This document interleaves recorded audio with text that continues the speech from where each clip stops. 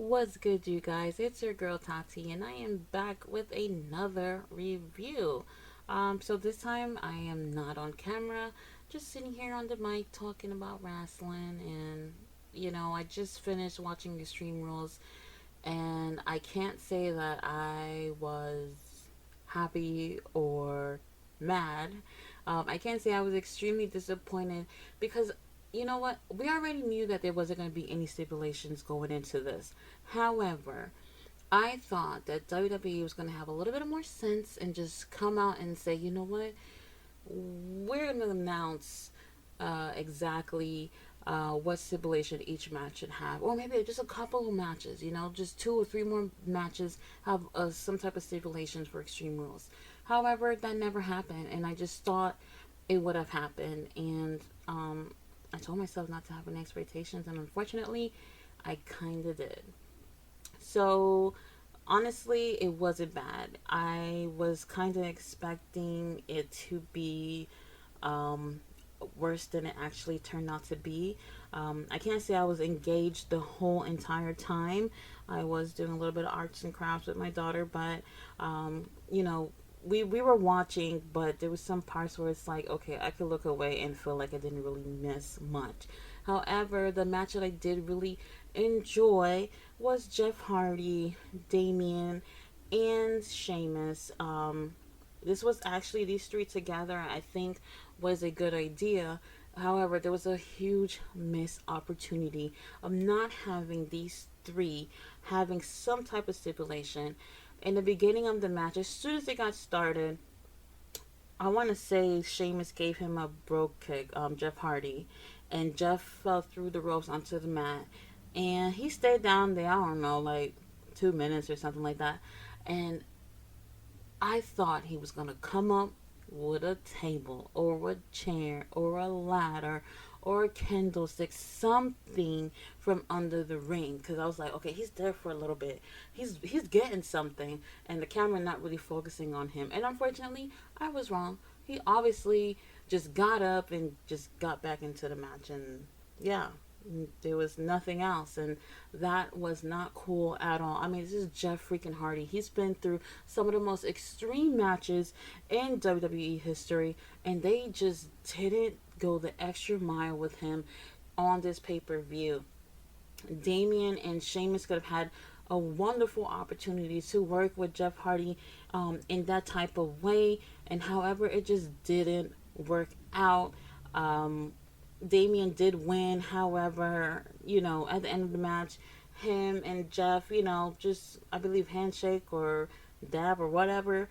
And that was pretty much it. Like, all the respect in the world to Jeff Hardy. They could have had something amazing. They had some type of stipulation for this match and they did not. And that was a huge missed opportunity. And I hope they know that. Obviously, they know that. Like, what's the point? You have a pay per view, Extreme Rules. One Extreme Rule match? Like, really? Like, that ain't cool, man. Like, not. Especially with Jeff Hardy being on this card. Y'all could have did something with him. The audience deserved it. Like, y'all didn't have live audiences for a long time because of COVID. And now you have people's asses in the crowd. No empty arenas or anything. No stupid screens of people's faces at home watching you. And y'all could have went the extra mile and gave these people what they deserved. And instead, you guys did it. There was a holy shit chant during the match with Roman Reigns and the Demon. And to be honest, um, I feel like it really wasn't needed, but when you didn't really get what you wanted all night, it is what it is. So basically, Roman speared the demon through the barricade. And when I say the barricade is like paper thin, like it ain't even nothing, you know. And the crowd was just so excited about that. And I'm like, they excited about that when y'all could have been giving them ladders and tables. Y'all could have put a cage match, something in this bitch, and you didn't. And the audience would have went home happy. And not to say that they probably weren't, but they would have been much happier to have that. And with the draft up coming up, to shake things up by switching people around, obviously coming up with better storylines and stop with these repeat matches. I'm pretty sure this is probably going to be Roman versus the Demon again, maybe before Crown Jewels. We already knew that he wasn't going to lose because they have the Crown Jewels event coming up. And the Saudis, they put a lot of money into that shit. You already know they paid them quite beautifully. And there's no way Roman was going to show up there with no gold. For sure. Because I'm pretty sure everybody over there is expecting a Roman Reigns to have the gold to go against Brock Lesnar. And it didn't make sense to drop the title and another 3 weeks or so, in between 3 weeks, to be able to get it back from the Demon after he's had it for so many days. It doesn't make sense at all. So we already knew the outcome. It was just how this match was going to play out, because we already knew there was the one match that actually had Extreme Rules, and it was okay. Like I kind of enjoyed a lot of moments through this match. However, overall, as a pay-per-view, because they didn't give you an Extreme Rules pay-per-view, I'm going to give this pay-per-view a C. It could have been an F because they didn't follow their own assignment. So, moving right along, like, all this really makes sense because WWE not really giving their fans what they want does play into what they reported earlier this week about Fox not being excited about the low ratings. I guess WWE let them know that they were probably going to be able to do 3 million views, I want to say, per show, and they haven't even been able to make 2 million. Maybe they have since their Fox deal. They've probably done it a couple of times, but they haven't been able to do that. Definitely in the last year. The year before that, maybe they have, but recently they haven't been able to push 2 million for sure. And everybody's talking about ratings these days with AEW out, and I feel like they're not the same. Why? Because they're not on at the same time. You know, back then WCW and WWE, that mattered because they were on at the same time. And I remember being a kid. At first, we had one TV at home, and it was pretty much flipping the channels back and forth between both shows because both of them were pretty good, and you didn't really want to miss anything from others. And we had to pretty much go on base on the show, both shows, and see which one was doing much better through the night. And that's probably what we watch most of the night. And during the commercial, we'll flip to whichever one we wasn't watching as much. And when we got a second television in the home, you guys, we were running back and forth to the rooms to be able to see what's going on with WCW, what's going on with WWF. And that was Monday night. Like, that's fucking rating wars. Not this, oh, I come on Wednesday, you come on Monday, and that's not a rating war. Like, y'all not on at the same time. What are you guys fighting about? So the audience, you know, as far as that goes, yeah, we want to see how both promotions are doing as far as the numbers go. But for it to be a war, shouldn't it be like on at the same time? That makes more sense, at least to me. And AEW, I think they're doing okay. They had a really good week as far as wrestling goes. I didn't have any issues literally sitting through both shows, waiting for commercials for bathroom breaks, obviously. And I didn't have a problem. Like, you don't feel overwhelmed. I did see something on Facebook where they said that Dynamite and Rampage had the most wrestling in terms of WWE and AEW. So per hour, they were showing how the first hour of, I want to say, Dynamite, they had 39 minutes of wrestling. So when you think of commercials or whatnot, that does take it down to 40 minutes, 45 minute ish of non-commercial where y'all could be wrestling. And Raw had 19 minutes of wrestling. What the fuck? That is crazy. Now that's something that I could look at and be like, oh shit, y'all got 3 hours of people sitting here watching you guys, and you only had 19 minutes of wrestling your first hour. Crazy, crazy, crazy, crazy. Like I said, man, we do love the entertainment, but I think ultimately it's wrestling that got us really sitting here, um, looking forward to both shows. So as far as ratings go, I do think we're looking at the wrong thing here, and WWE and AEW have similar numbers, as far as people watching, and WWE keeps saying that I'm pretty sure they're thinking that they're not competition, but I think it does shows that they are.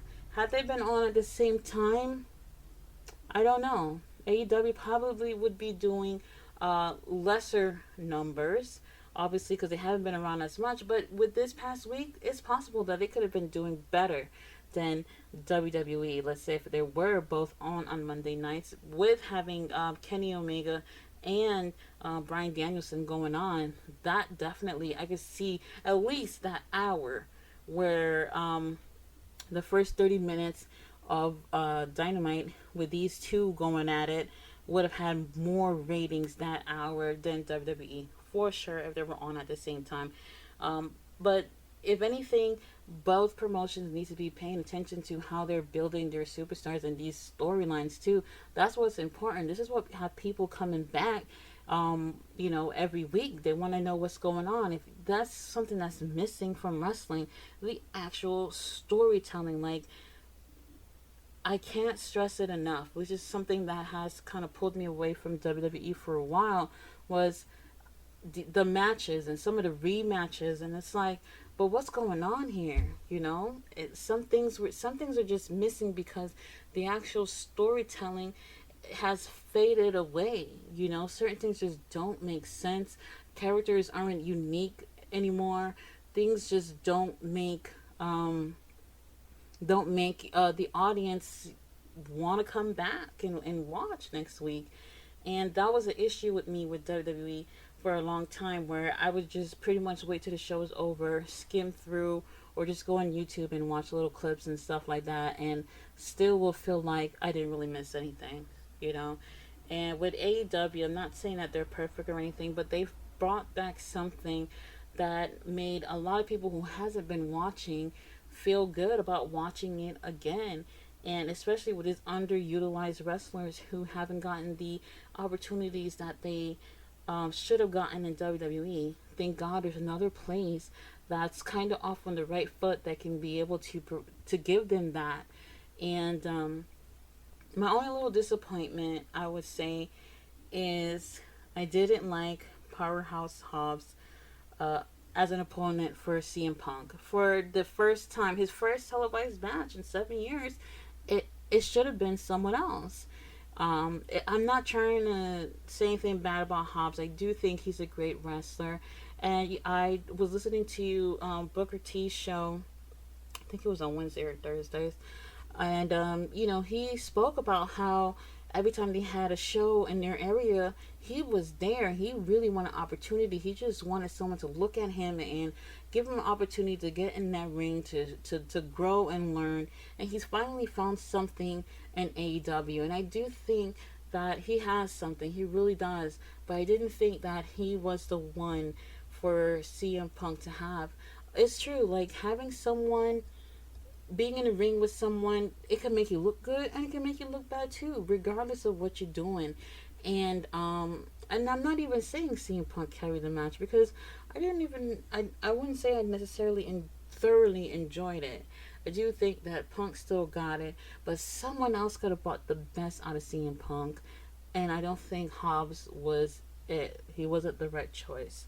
And moving on from here, they just need to make a little bit better booking choices. I know they probably was trying to give Hobbs that opportunity based on a storyline, that's going on or whatever. But I would have picked someone else.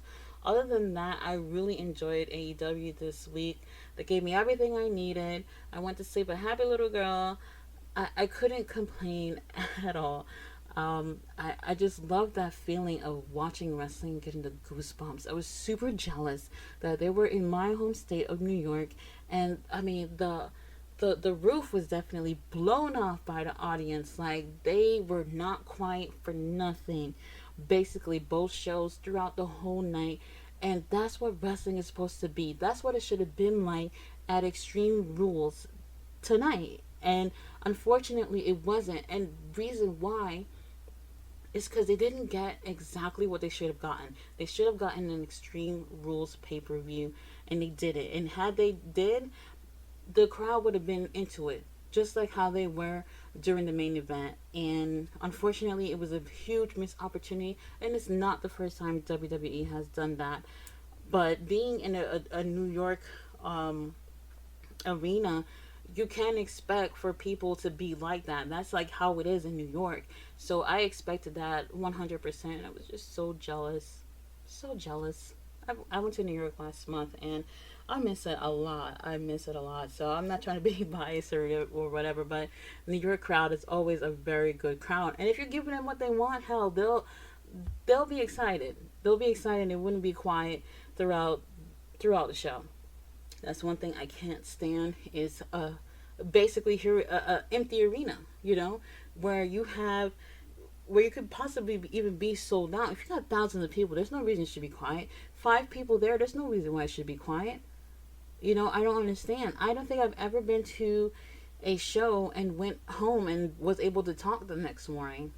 I can't imagine you pay to be somewhere and you're just quiet. Doesn't make sense to me.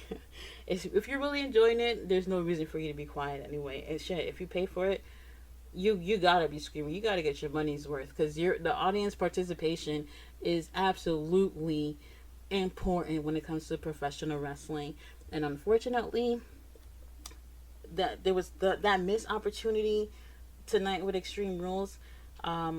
Yeah, y'all could have really felt that audience participation if y'all gave them what they wanted. I would definitely rate the pay per view like a C. Very predictable. We knew that Charlotte was not gonna lose.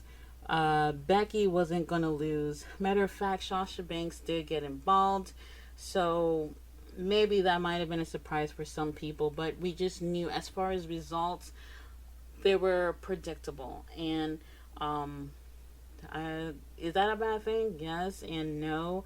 However, the show went on, and I just hope that they really deliver something at Crown Jewel because, you know, these pay per views they're so frequent and just not as good as they should be. I think they should be doing it every 2 months or maybe like every 6 weeks, something like that, because it's just it's if you're not giving your best, then it just seems like you're just sitting through something that you're not thoroughly enjoying. So yeah, I give it like a C. If it was basically like sticking to the assignment, it's an F, you guys, a complete F, because one match basically stuck to the name of the pay-per-view. But it was okay. 3 hours of wrestling could be a little bit much sometimes. So I don't have too much to complain about it, but let's see what happens on Raw. I'm gonna watch Raw and see what happens. I can't wait for the draft. I hope that whatever it is a complete change. And after Crown Jewel, who knows? Will Brock Lesnar be holding gold? Probably not. Probably. Roman Reigns actually been doing pretty good. I know I've said some comments about him in the past. Well, that's because he wasn't pretty much out there to his full potential. Like being, a cute guy, just being carried by two other guys in your group. That's not much. Him breaking away from Rollins and from Moxley obviously has helped him because he's been able to make a name for himself. Oh, and then speaking of that, let me switch on to AEW real quick.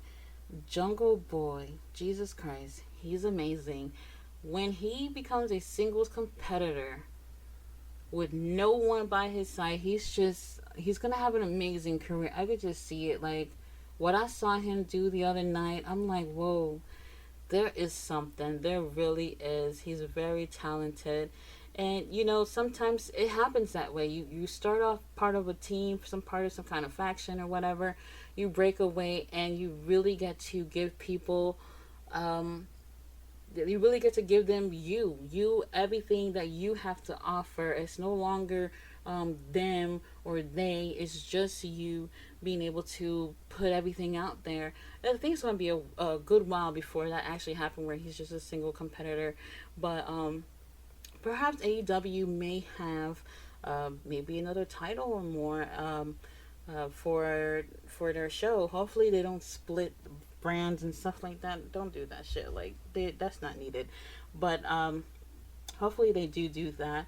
I obviously thought that with Brian versus Omega, I thought that there was going to be some type of interference, and there wasn't. It was basically time ran out. And you know what? I do not think that is really necessary to have the time limit announced. I don't think it's necessary anymore. That's something that they used to do for a reason. Back then, over 100 years ago, with wrestling, there was no time limit, and matches used to just go on for hours.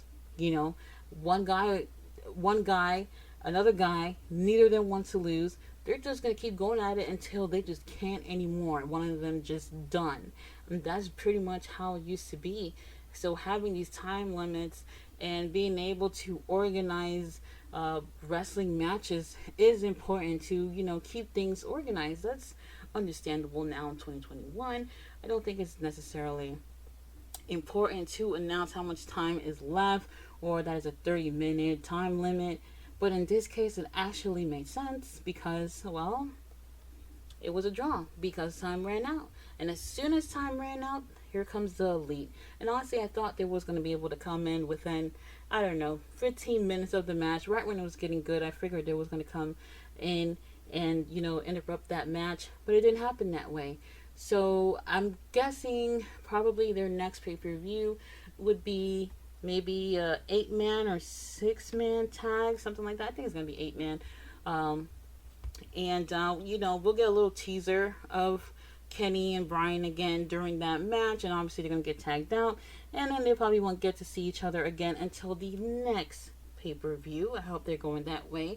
And a friend of mine on Facebook said they should do an Iron Man match, and why not? They've already done 30 minutes, 30 enjoyable minutes of pure wrestling. What's another 30 more minutes, right? So I hope they do go that way. I would hope that's where they're going with it. And if they don't do an Iron Man match, that's cool too. Maybe Last Man Standing would be a pretty good match to have with these two. And that could last close to another 60 minutes. So I would definitely enjoy seeing that. Definitely with these two. Who knows? Oh man, I can't wait to see Brian versus Punk again. That's going to be a long ways from here. But uh, wow, they got a lot of great wrestlers, and I just hope that, you know, they're really thinking in advance of how they're booking everybody, and no egos. I hope like all that personal shit or whatever is like out the window.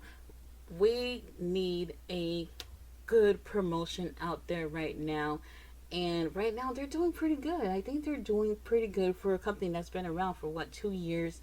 People didn't think that this is where it was going, and look at them now. The only ones who can fuck that up is them, and they're doing pretty good. I can't wait to see where they are another 6 months from now. Who knows who they're gonna have signed by then? Obviously, people are waiting to see about where Bray Wyatt is going.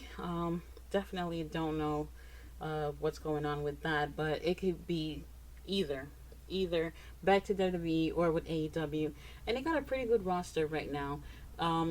A good roster where they can actually add another hour to Rampage and put that shit on live, because it's not live if you guys didn't know. It would be much better for it to be live.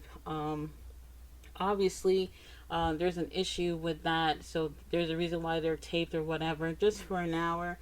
I guess that's okay for now, but in the future, they're really going to have to consider doing something about that. I think it would work better to their to what they're building, to be able to have 2 hours live on Friday And you know what? Having a show on Friday, that's hard. People love their time on Friday to be able to relax, go out and do things like that, and they're still pulling good numbers. SmackDown too. Obviously, people are expecting for them to pull out way better numbers, but it's just not happening that way. Man, it's been a good week with wrestling. Even though I did give Extreme Rules a C, there was some moments where I was okay with. I had no problems with. Looking forward to see what happens this week with both shows. I do hope that that both promotion makes some major changes because um, things are getting better and people are putting their expectations real high for both promotions. You guys, thank you so much for listening. That's all I need. I need somebody listening to me talking about pro wrestling. I'm not crazy. You guys aren't either. So appreciate you guys watching and listening to me. I'll be back on Thursday with a review on Dark Side of the Ring. I don't know if I'm actually gonna review like Raw or maybe Dynamite, but Dark Side of the Ring for sure. I'll be back. See you guys.